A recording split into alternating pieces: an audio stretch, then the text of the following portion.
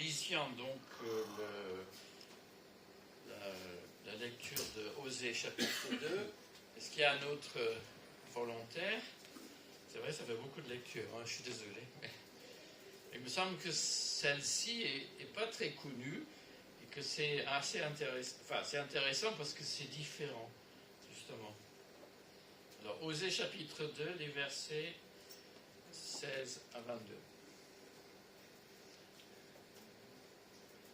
Mais voici, je vais la séduire à nouveau, et pour cela, je l'emmènerai au désert, je la retrouverai... C'est Dieu qui parle d'Israël, hein, d'accord? Et je retrouverai sa confiance. Puis je lui rendrai ses vignes, la vallée d'Accord, cette vallée du malheur, deviendra pour elle une porte ouvrant sur l'espérance. Elle m'y suivra volontiers, comme lorsqu'elle était jeune, au temps de la sortie d'Égypte. En ce jour-là, Israël dit le Seigneur, tu m'appelleras mon mari, et non plus mon Baal, mon maître. Je ferai disparaître de son vocabulaire les noms mêmes de Baal et des autres dieux de cette espèce. On ne les prononcera plus. Alors je conclurai en faveur de mon peuple une alliance avec les animaux des champs, les oiseaux des airs et les bestioles de la terre. Je casserai et je jetterai hors du pays les arcs, les épées et toutes les armes, et je permettrai à chacun de dormir enfin tranquille. Israël, c'est pour toujours que je te demande en mariage. Pour cela, je paierai le prix qu'il faut, la loyauté et la justice, l'amour et la tendresse. Oui, je te demande en mariage, tu peux compter sur moi. Alors tu me reconnaîtras comme le Seigneur. Je pense que ce n'est pas très connu ce passage. Et ça vaut le coup parce que vous voyez comment Dieu se prend? Son peuple lui est infidèle. Alors lui, de nouveau, il décide pour employer l'image, hein, de faire la cour à nouveau à son peuple. De courir après. Parce qu'il aime son peuple. C'est très fort. Cette image que l'alliance que Dieu conclut avec son peuple, c'est un mariage. Et que Dieu est prêt à donner comme dot, hein, c'est ça que ça veut dire, hein, l'amour, la tendresse, la loyauté et la justice. Alors tu me reconnaîtras comme Seigneur. Donc au cœur de l'alliance, il y a ce désir de Dieu de s'engager avec son peuple. Alors donc il y a dans l'Ancien Testament plusieurs alliances, et c'est là où vous allez m'aider un petit peu. Où est-ce que je suis? Ah oui, je ne suis pas encore là, pardon. Oui. Donc l'idée que l'alliance est un mariage prédit et rejoint donc la lettre aux Éphésiens que vous étudiez. Dans le chapitre 5, c'est Christ qui sera l'époux de son Église. Donc, vous voyez, exactement la même idée qui revient. Qui est-ce qui a vu ou lu peut-être pas, mais c'est assez un grand livre, enfin épais, je veux dire, qui a vu, ça date un peu maintenant, hein, Le Seigneur des Anneaux. Ah, quand même, ouais. Le film. Le film, ouais, le film, ouais. Ouais, voilà. Moi, je trouvais que c'était un peu compliqué. Bon, même si c'est un Anglais qui l'a fait. C'est un peu compliqué. Mais en fait, c'est une allégorie de Dieu. On pourrait l'appeler le film presque Le Seigneur des Alliances. Hein.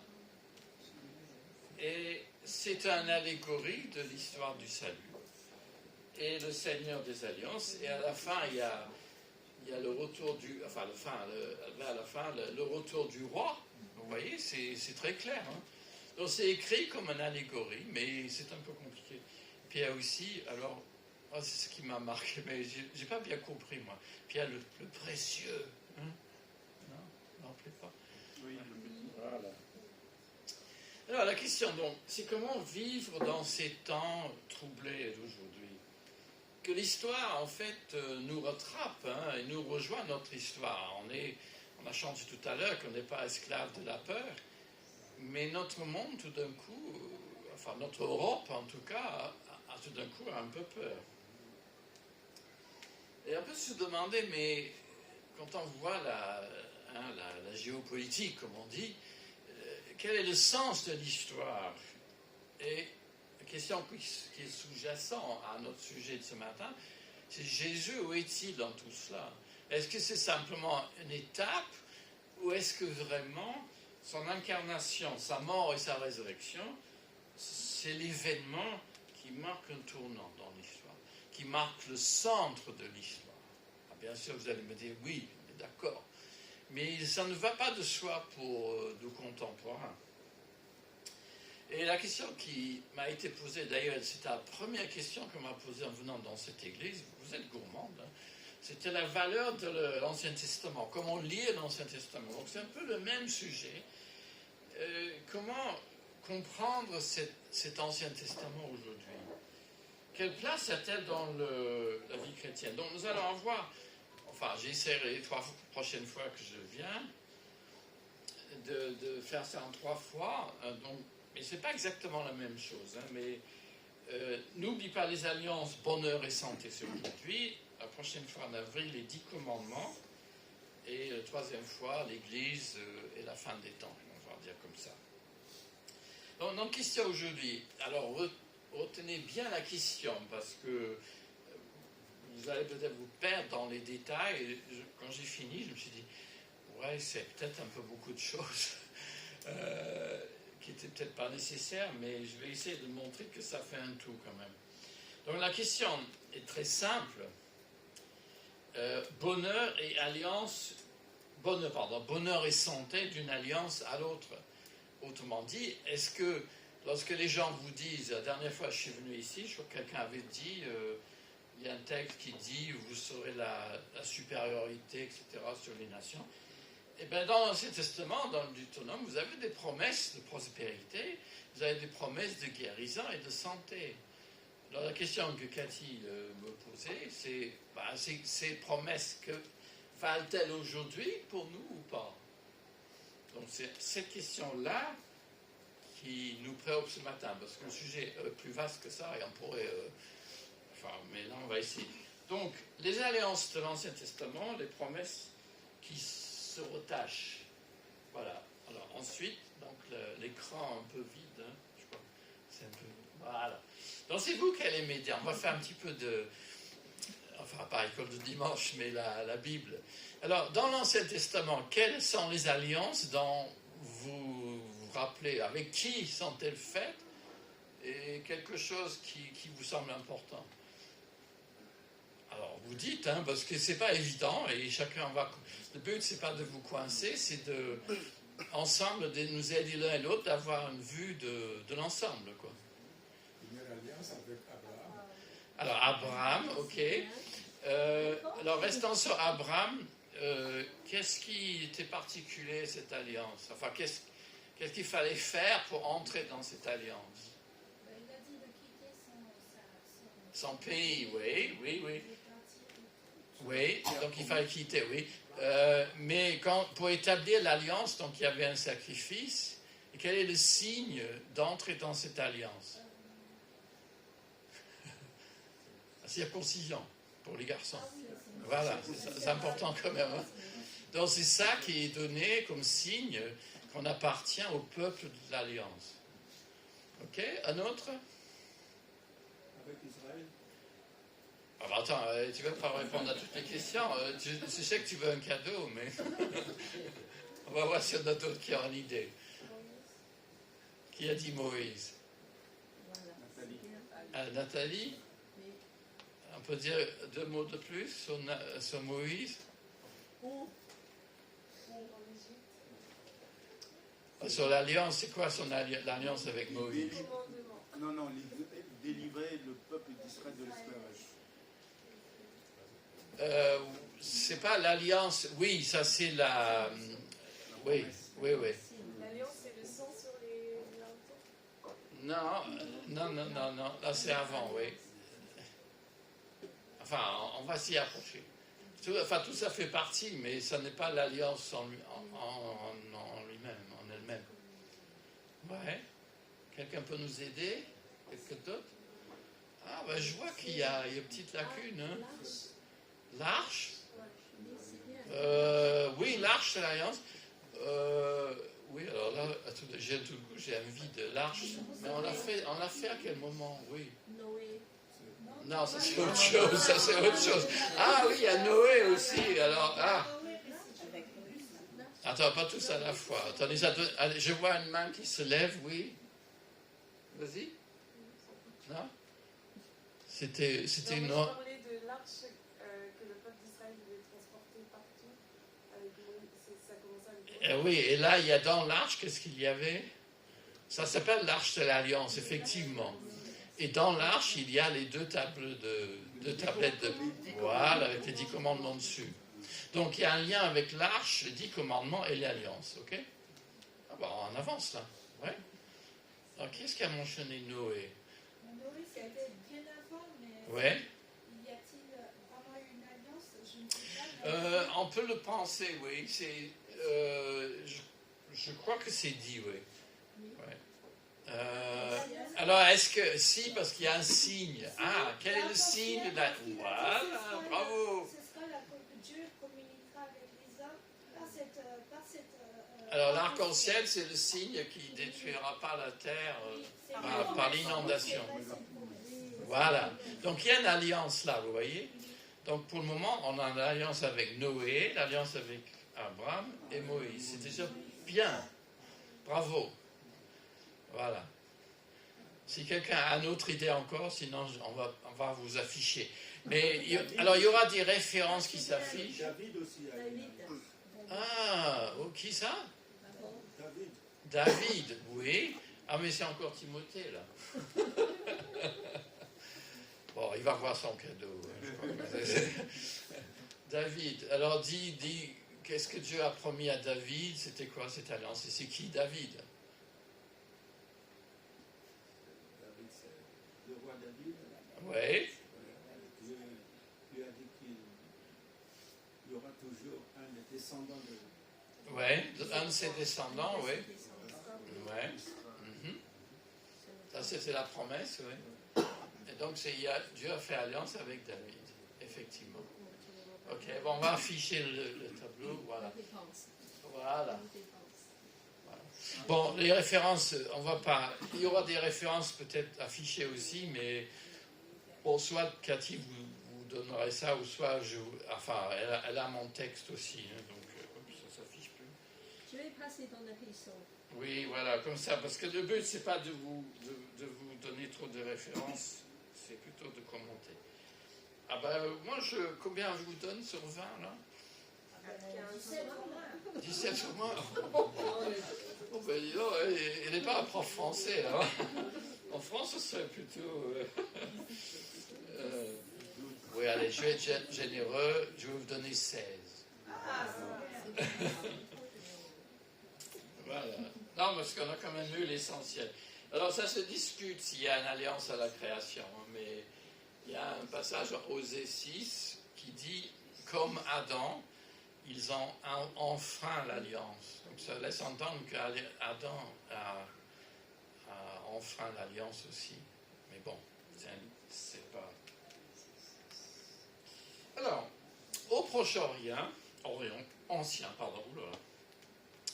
on concluait des traités entre le suzerain, donc c'est le Seigneur, pas notre Dieu, mais le Seigneur, pas des anneaux non plus, le Seigneur du manoir, si vous voulez, le suzerain et son vassal.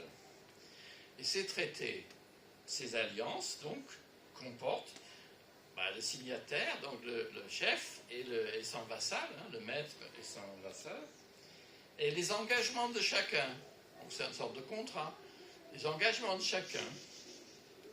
Et ensuite, les avantages, si le contrat est respecté, et les sanctions en cas où l'alliance n'est pas respectée. Alors ça, c'est évident si on réfléchit. Mais c'est un modèle qui a peu inspiré les alliances dans l'Ancien Testament. On trouve la même chose. Sauf que c'est Dieu le souverain et c'est Abraham, Moïse, le peuple d'Israël, le vassal. Dieu prend ses engagements, Israël aussi. Et si il y a... Donc chacun s'engage. Alors, les bénédictions et les malédictions dans Deutéronome 27 et 28, c'est justement, les bénédictions, c'est au cas où l'alliance est respectée, et les sanctions, les malédictions, sont les sanctions, donc, si l'alliance n'est pas respectée. Mais ces bénédictions et ces malédictions, ce n'est pas l'alliance en lui-même, vous voyez. L'alliance, c'est l'accord entre Dieu et son peuple. Et les 10 commandements sont, si vous voulez, le détail, les engagements que le peuple doit observer. Mais les bénédictions et les malédictions, ce sont des conséquences en cas où l'alliance qui est suivie ou pas suivie. Vous comprenez? C'est très important de comprendre ça. Alors Dieu, évidemment, demeure fidèle à son alliance, et l'alliance reste en vigueur si le peuple d'Israël, là je parle de l'alliance faite avec Moïse, vous avez compris? Donc l'alliance, donc ce qu'on appelle l'ancienne alliance, est conclue toujours par un serment S-E-R-M-E-N-T, serment, donc on jure, etc. Et par un sacrifice. Donc un sacrifice où il y a du sang. Donc c'est pour ça qu'elle a pensé au sang tout à l'heure. Mais en Égypte, c'est pas le même moment. C'est après. Donc lorsque l'alliance est conclue, donc on tue une bête, et voilà, le sang de l'alliance. C'est le sang qui est, si vous voulez, la preuve qu'il y a une alliance. C'est le signe qui valide l'alliance. Dans le cas d'Abraham, il y avait le sacrifice aussi, et la circoncision était le signe de cette alliance. Alors, ça doit vous rappeler quelque chose, j'espère. Jésus à la Sainte Seine, qu'est-ce qu'il a dit lorsqu'il a inauguré la nouvelle alliance? Il a dit cette coupe. La nouvelle alliance en mon sang. Voilà. Vous voyez? Donc là, exactement le même procédé. Là, évidemment, la coupe renvoie à sa mort sur la croix, qui est le sacrifice parfait. Mais c'est le sang, donc, de la nouvelle alliance, que s'il y a une nouvelle alliance conclue. Alors, 2. Voilà, la supériorité de la nouvelle alliance inaugurée par Jésus-Christ. Je vais un peu se demander, vous avez trouvé que je trouve beaucoup de questions. Est-ce que la nouvelle alliance est simplement un remake de l'ancienne, un peu en rafistole, un petit peu, on change quelques détails, comme si vous déménagez du Paris 13e au Paris 7e, quoi. C'est un peu plus grand, donc il faut changer le détail du contrat de location. J'ai passé, ce matin, j'ai pris le 27 à la gare Saint-Lazare, et donc j'ai traversé tout Paris. Mais en fait, non. L'ancienne alliance, ce n'est pas un renouvellement de l'ancienne, ce n'est pas un remake, c'est autre chose. Et je prends un détail, mais le maire de Jérusalem, donc juif sans doute, oui, André Chouaki, dans la traduction du Nouveau Testament qu'il a fait, il appelle le Nouveau Testament le pacte neuf. Là, ça se dit bien en français. L'alliance est donc neuve. Et bon, en anglais, on a juste new, en chinois, je ne sais pas, mais en français, on a 2 mots. Donc, c'est l'alliance qui est neuve. Elle est nouvelle dans le sens qu'elle est neuve. Vous pouvez dire, je vais m'acheter une nouvelle voiture, mais est-ce que ça pourrait être une voiture d'occasion, mais une voiture neuve, vous voyez, c'est la différence en français. Et ce qu'il voulait dire, donc, que le pacte neuf, c'est carrément nouveau. Alors, pour ce mot alliance, donc, c'est important, parce qu'en fait, quand on dit Nouveau Testament et Ancien Testament, on pourrait, parce que le mot a le même sens, on pourrait dire Nouvelle Alliance et Ancienne Alliance. Alors, nous avons donc dans le passage de Hébreux 8, car Jésus est l'intermédiaire d'une alliance bien meilleure, fondée sur de meilleures promesses. Ok, jusqu'à là, vous êtes d'accord, je pense qu'il n'y a pas de souci. Maintenant, point 3, voilà, suivant, on va essayer de voir, c'est là où c'est peut-être pas nécessaire d'aller dans tout le détail, donc je vais essayer de faire rapidement. C'est 3 manières qui les chrétiens de différentes sensibilités ont compris cette nouvelle alliance.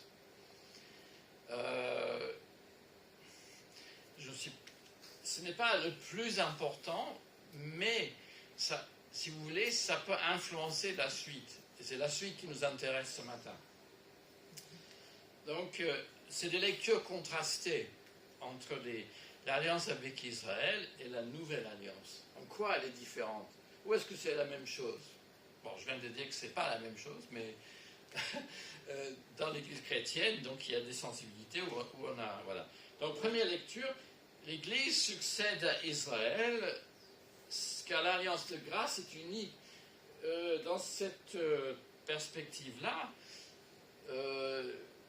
l'alliance est à peu près pareille, sauf que ce n'est plus Israël, le peuple, les 12 tribus, c'est l'Église qui succède à Israël. Et le réformateur français Jean Calvin, alors je n'ai pas trouvé sur Internet le texte français, ce qui est étonnant, donc j'ai trouvé le texte anglais et je l'ai traduit. Alors il le dit bien mieux que moi, j'étais étonné que c'était aussi clair. L'alliance conclue avec tous les patriarches ressemble tellement à la nôtre dans sa réalité et dans sa substance, de sorte que les deux sont en fait la même. Premièrement, nous tenons que le bonheur et la prospérité charnelle ne constituent pas le but présenté aux Juifs et auquel ils devraient aspirer. D'autant ils furent adoptés dans l'espérance de l'immortalité. Je suis un peu surpris, mais bon. À notre avis personnel, l'héritage promis aux Juifs, c'était d'occuper la terre promise. Je ne vois pas où ils trouvent l'immortalité, mais bon.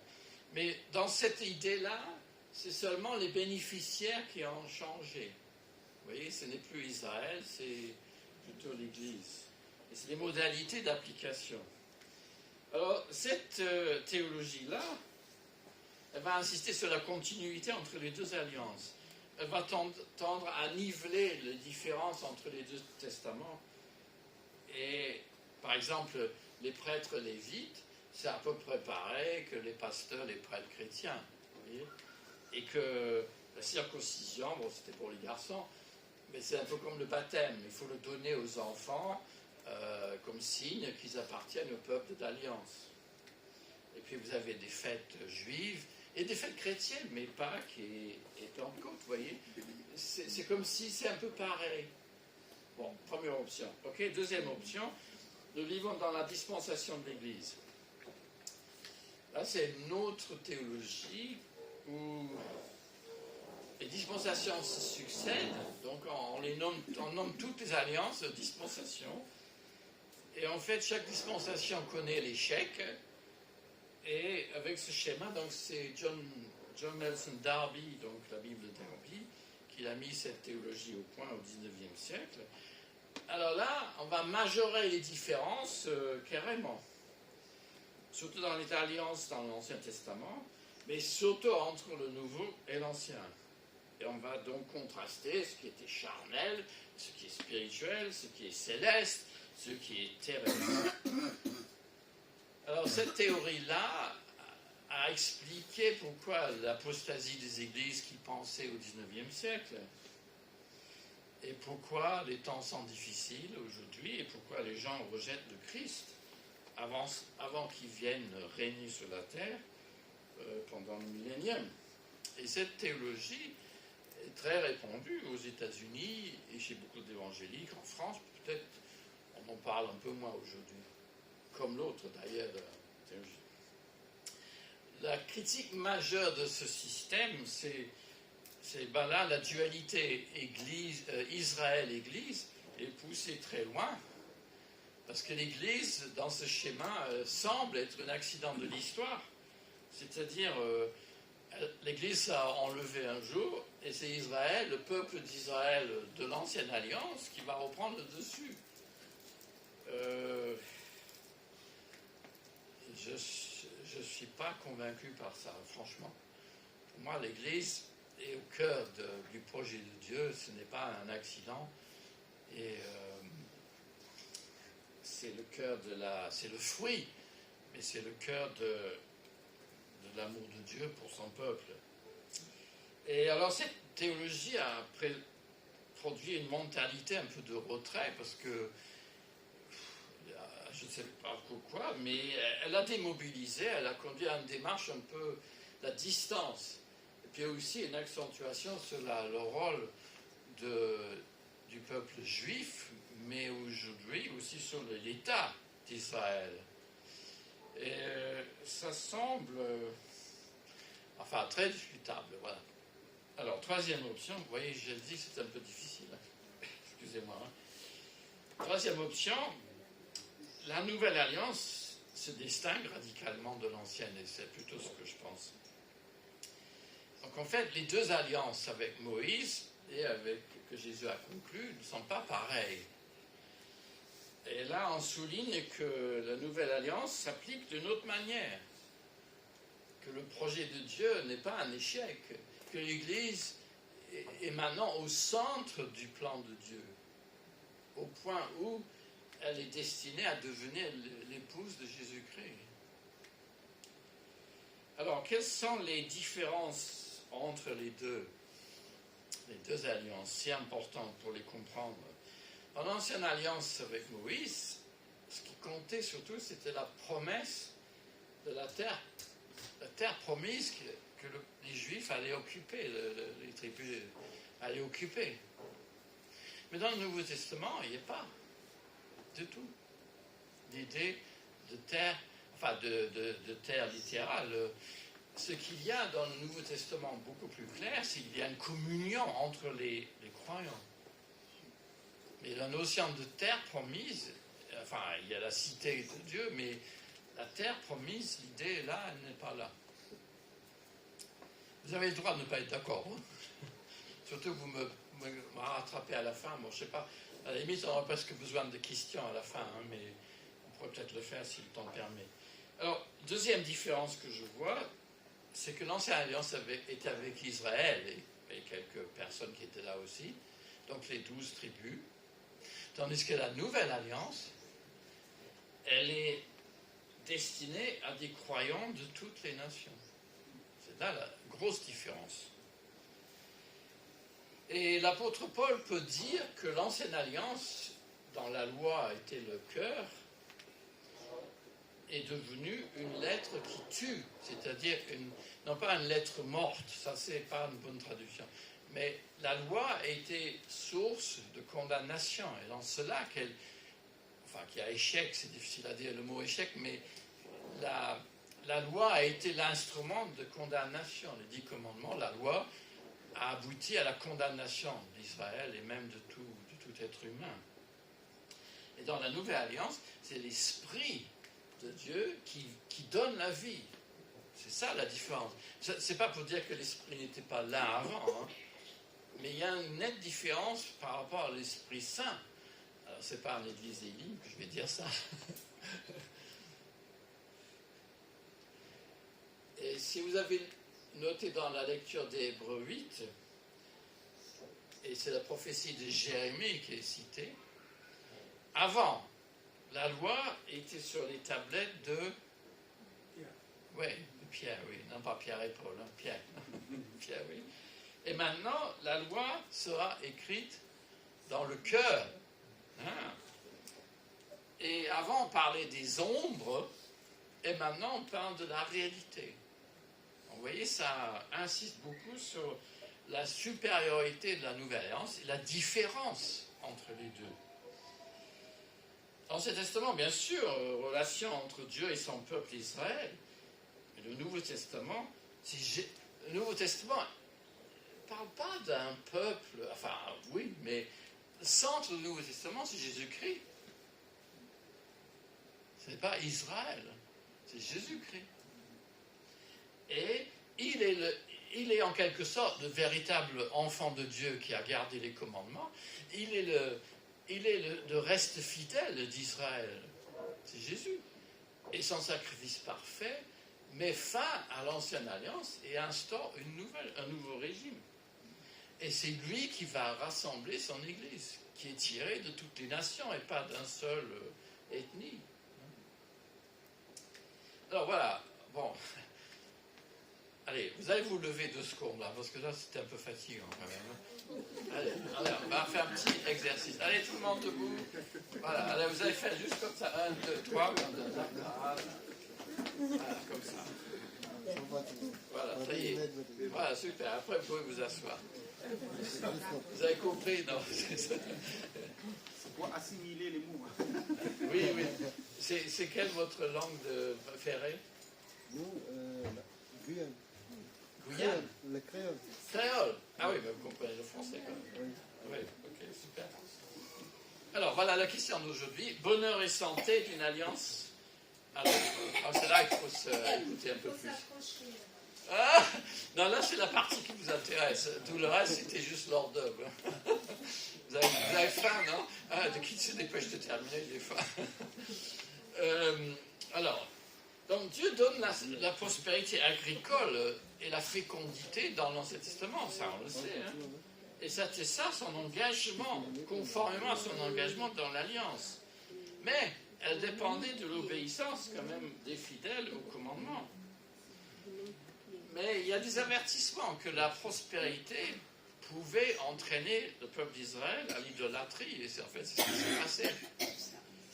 Et le résultat, c'est quoi? Dieu a renvoyé en exil le royaume du Nord, tout comme le royaume du Juda. Exil. Hein? Alors, là, je vais être hardi. Le Nouveau Testament ne promet jamais la prospérité économique aux chrétiens. Alors, si vous le trouvez, vous me le montrez après. Hein. Mais Jésus nous promet la paix, le bien-être dans notre relation avec lui. Il nous promet son esprit qui va nous habiter. Il ne promet pas la prospérité. Ouais, d'accord, cherchez d'abord le royaume de Dieu et le reste vous sera donné. Mais le reste, c'est quoi si vous lisez? C'est le pain et le logement. C'est pas la prospérité. Hein. C'est le suffisant. Dieu s'est engagé à maintenir Israël en bonne santé.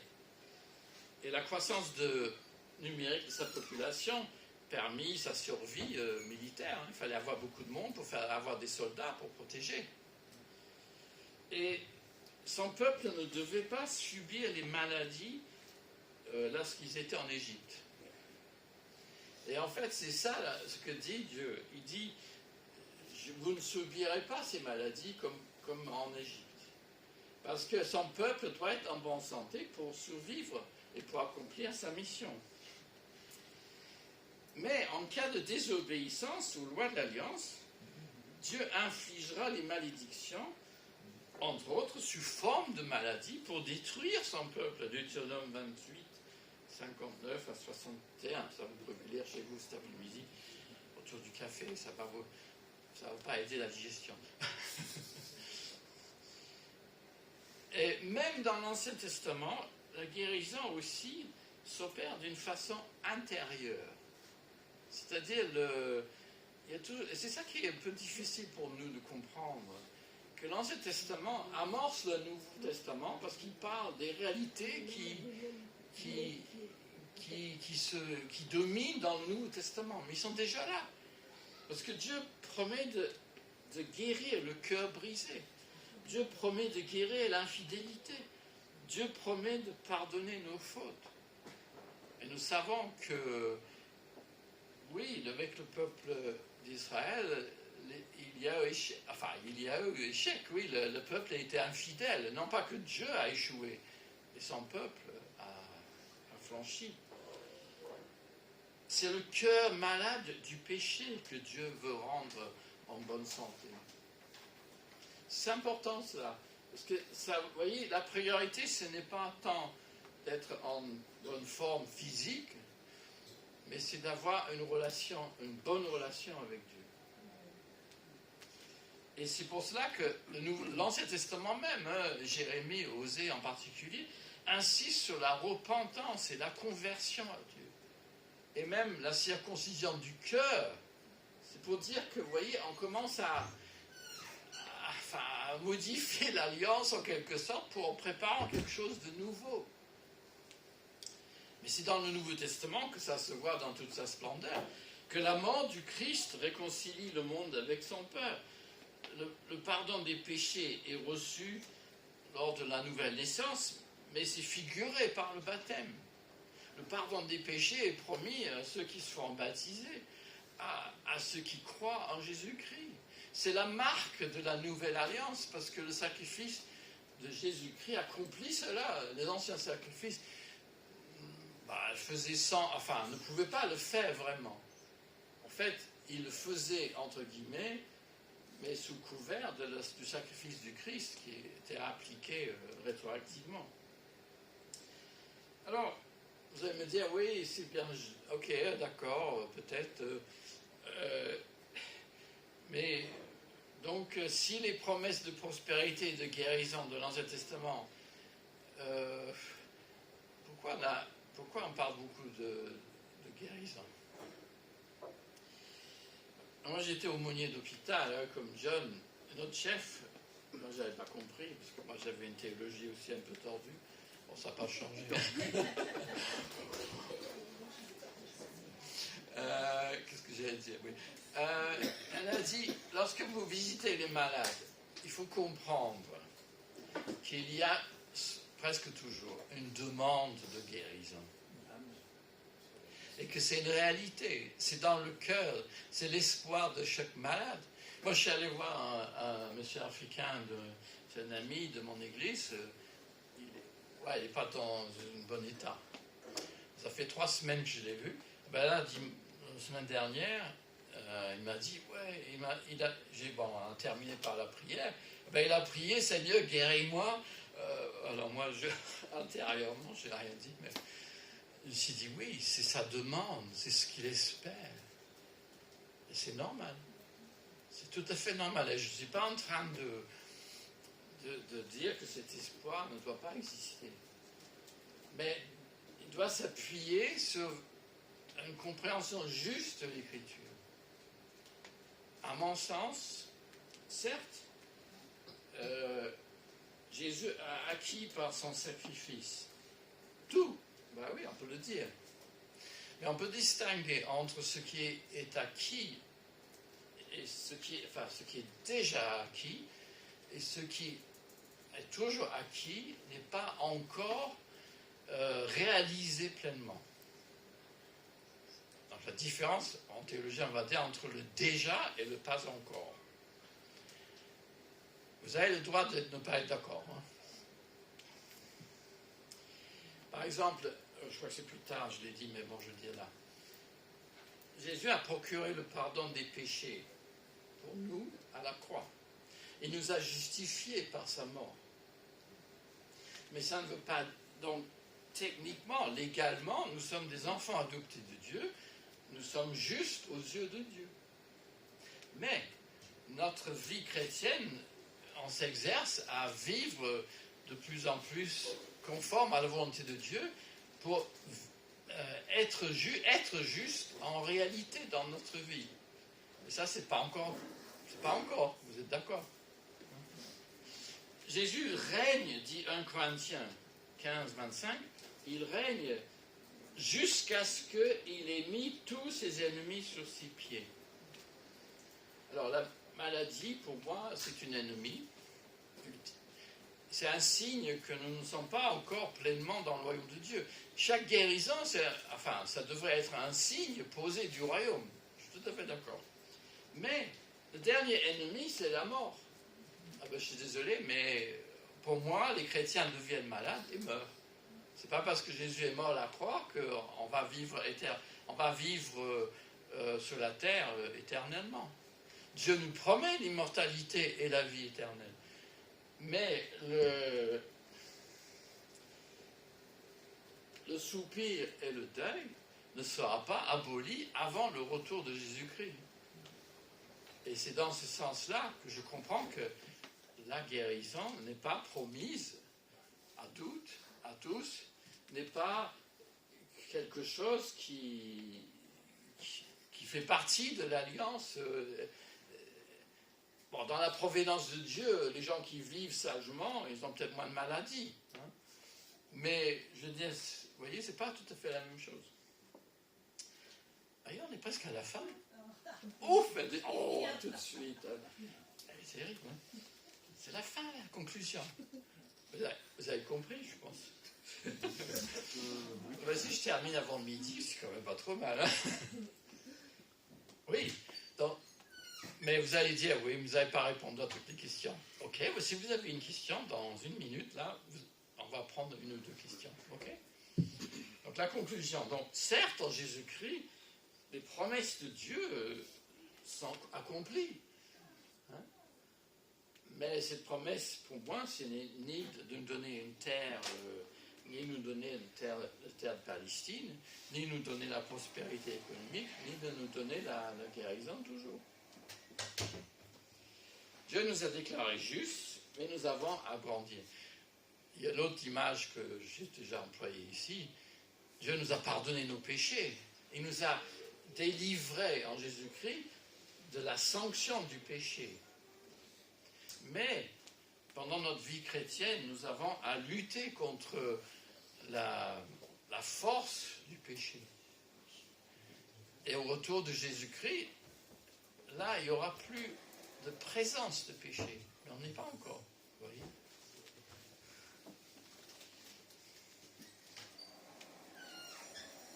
Donc, nous sommes invités à persévérer dans l'alliance. Surtout, soyons remplis souvent du Saint-Esprit. C'est le Saint-Esprit qui nous aidera à vivre pour Jésus-Christ. Il n'y a pas d'autre secret. Moi, j'y arrive pas, vous non plus. Mais le Saint-Esprit en nous, il nous conduit. Alors que vous le voyez d'une manière brillante ou d'une manière calme, bon, moi je suis un peu calme, hein, ben bon, ça c'est mon problème. Donc vivons comme des serviteurs. Ah oui, je vais vous oser juste pour vous pas endormir. Voilà, une provocation, là c'est un peu une provocation. Genèse 1, qu'est-ce qu'il dit comme dans l'alliance, il y a une alliance? Multipliez, soyez féconds, remplissez la terre. On ne trouve pas ça dans le Nouveau Testament. C'est comme si le Nouveau Testament, Jésus dit, faites des disciples. L'Ancien Testament, c'était faites des bébés. Alors Dieu est fidèle, soyons fidèles aussi. Bon, est-ce qu'il y a des questions? Parce que je reconnais que c'était un petit peu compliqué. Donc, est-ce qu'on peut prendre une ou deux questions, Cathy? Oui. S'il y en a, hein. Sinon, vous me lapidez à la sortie.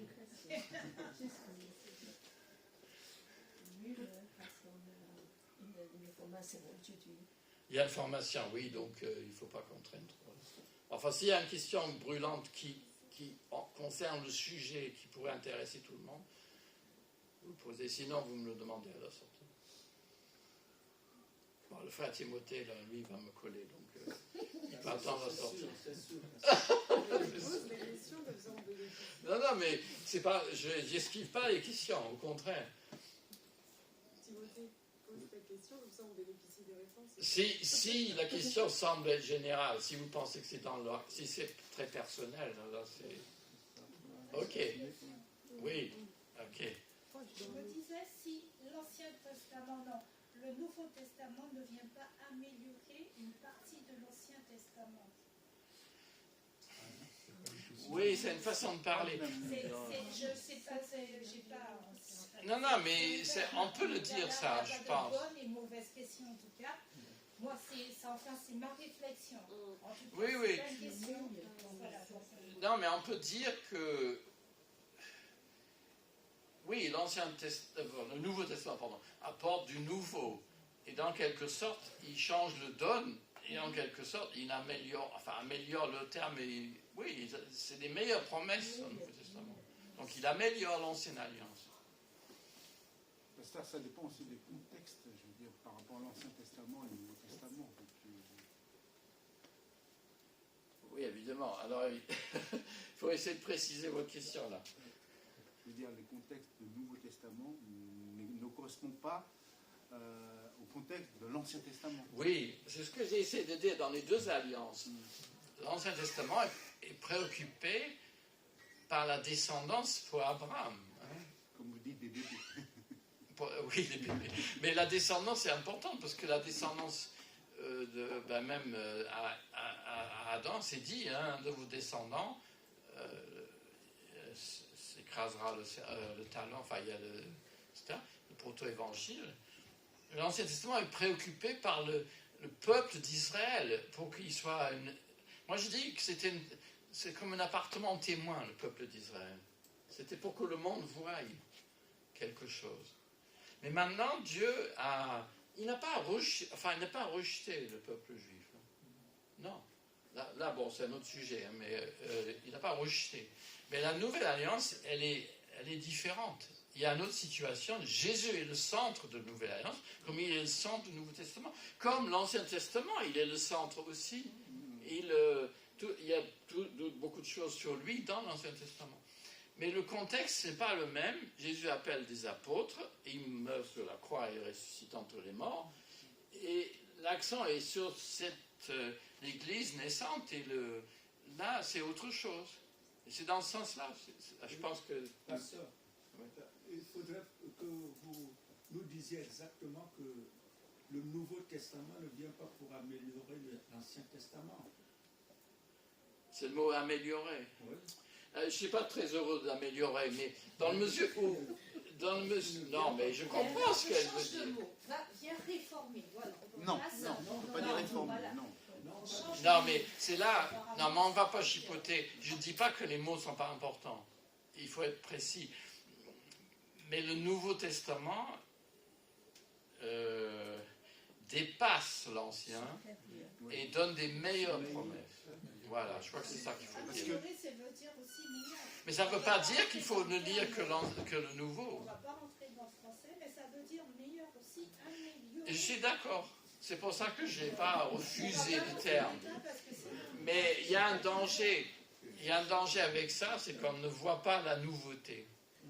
Voilà. Allez, je vois que j'ai assez parlé. Merci de votre écoute. On va prier.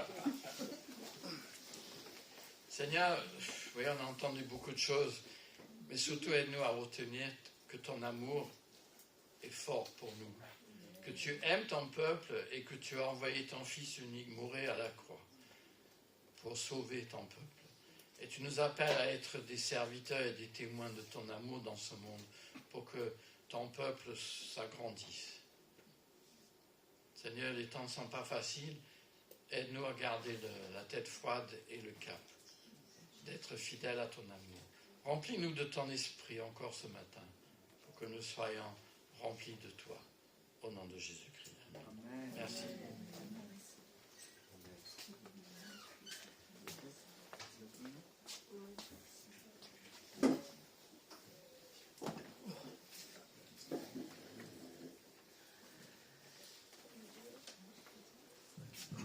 Merci beaucoup. Le culte est terminé. Si vous avez des questions, vous pouvez continuer avec Pasteur Stuart. Et nous sommes très contents d'accueillir aussi des nouvelles personnes de Guyane. Vous pouvez vous lever et dire vos noms. En effet, mon très honoré. Surtout, nous avons déjà plusieurs Guyanais ici. Aujourd'hui, notre soeur n'est pas là aujourd'hui. Oui, moi aussi, je fais partie un peu guyanaise. Bienvenue. Oui, sois le bienvenu. Vos noms, tu sais dire vos prénoms. Oui. Oui. François. Samantha. Arnaud. Et Ghislaine. Sois le bienvenu. Bienvenue à Élie. Le culte est terminé. Un petit cadeau d'Élie.